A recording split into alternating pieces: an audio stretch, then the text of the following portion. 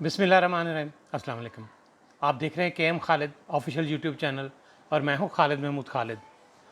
भारत में आजकल एक नई बहस छिड़ गई है जिसके मुताबिक जो गवर्नर मकबूजा कश्मीर थे पहले सत्यपाल मलिक, उन्होंने एक ऐसा बयान दे दिया है जिसने भारतीय वज़ीर-ए-आज़म नरेंद्र मोदी की जो बची खुची साख थी उस पर भी जद डाल दी है।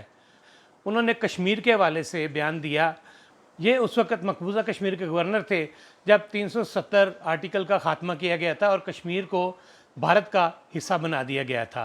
सत्यपाल मलिक ने करण थापर को एक इंटरव्यू दिया, उसमें उन्होंने वाज़ेह तौर पे कह दिया, उन्होंने कहा कि पुलवामा में जो हमला हुआ मोदी को उसका पहले से इल्म था और उन्होंने ये कहा कि मोदी ने भारतीय फ़ौजियों को बचाने की बजाय उनको मरवा दिया और मलबा पाकिस्तान पे डाल दिया।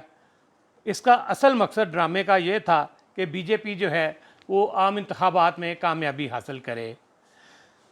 सत्यपाल ने मज़ीद कहा कि पुलवामा में जो हमला हुआ वो CPRF यानी सेंट्रल पुलिस रिज़र्व फोर्स जो है उसके अहलकारों की गलती और गफलत की वजह से हुआ और इल्ज़ाम पाकिस्तान पे डाल दिया गया।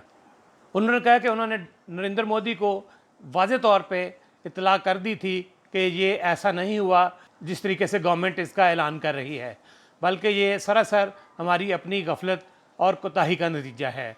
पाकिस्तान इसके जवाब में मोदी ने उनको मुकम्मल तौर पे खामोशी इख्तियार करने को कहा और कहा कि अपनी ज़ुबान मत खोलना।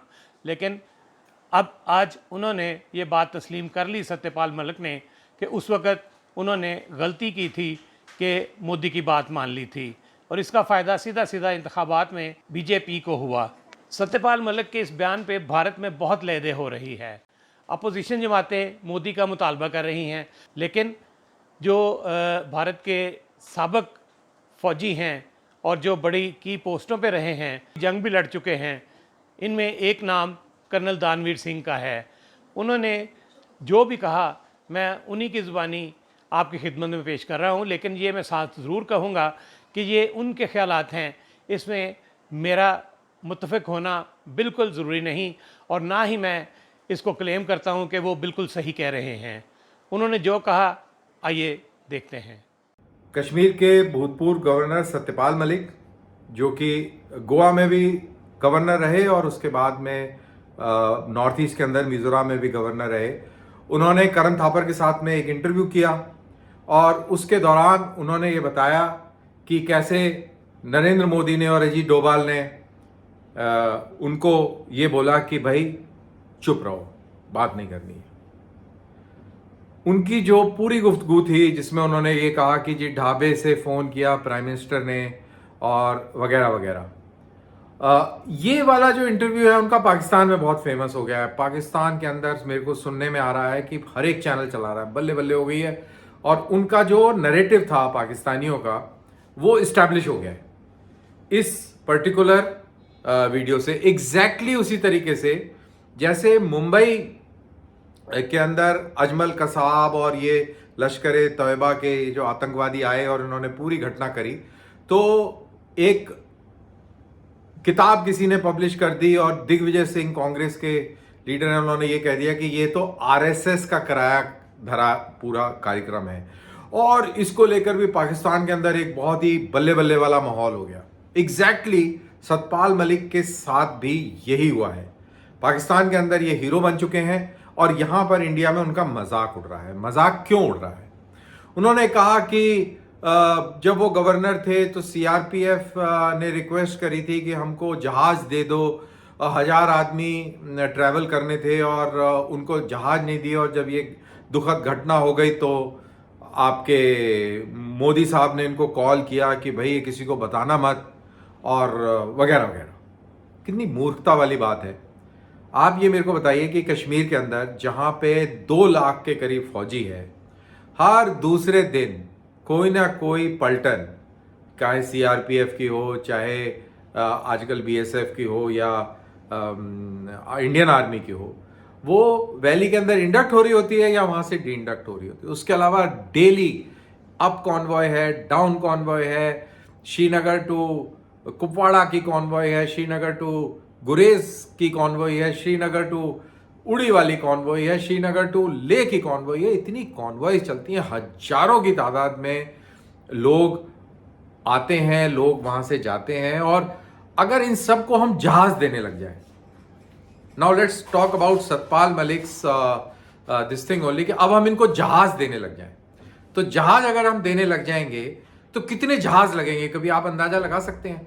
पूरी एयरफोर्स के जहाज लग जाएंगे, पूरे सिविल एविएशन के जहाज लग जाएंगे, और सिर्फ यही काम होता रहेगा कि जहाज में सैनिकों को उधर भेजा जा रहा है, वहां से सैनिकों को निकाले। इम्प्रैक्टिकल है। अगर अमेरिका को भी ये काम बोला जाए तो अमेरिका भी ये काम नहीं कर सकता है। और ये काम सतपाल मलिक कह रहे हैं कि फिर प्रधानमंत्री बोले कि यार ये हमसे गलती हो गई है। प्रधानमंत्री मोदी सतपाल मलिक को ये बोलेंगे कि गलती हो गई तो यार तू चुप रहना, बेवकूफी वाली बात। और सतपाल मलिक उस समय इनकी बल्ले बल्ले थी, 5 उंगलियां 10 उंगलियां घी में थी, सिर कढ़ाई में था, तो कोई तकलीफ नहीं थी।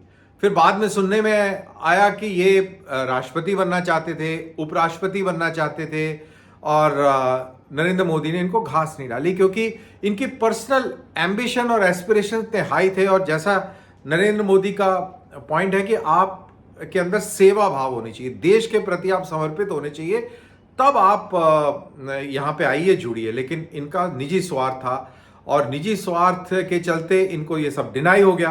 तो इन्होंने किसान आंदोलन के अंदर एंटी मोदी स्टांस ले लिया, विद द एम की किसान आंदोलन ने एंटी मोदी स्टांस लिया कि यूपी में नुकसान होगा, यूपी में नुकसान नहीं हुआ।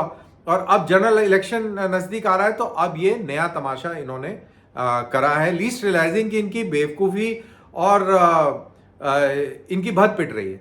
अब ये इसी इंटरव्यू में कहते हैं कि जो मैंने वो तब बयान दिया था अमित शाह के लिए, वो मैंने गलत दिया था। खुद ही कॉन्ट्राडिक्ट कर रहे हैं, खुद ही ये बता रहे हैं कि मैं गलत बयानी करता हूं, ये इसी इंटरव्यू के अंदर है। और इसी तरीके से वो कहते हैं जी किसी ढाबे से प्रधानमंत्री मोदी ने पीसीओ से कॉल किया। अरे इंडिया के अंदर पिछले 10-15 साल से कोई पीसीओ नहीं है, कोई पब्लिक बूथ नहीं है।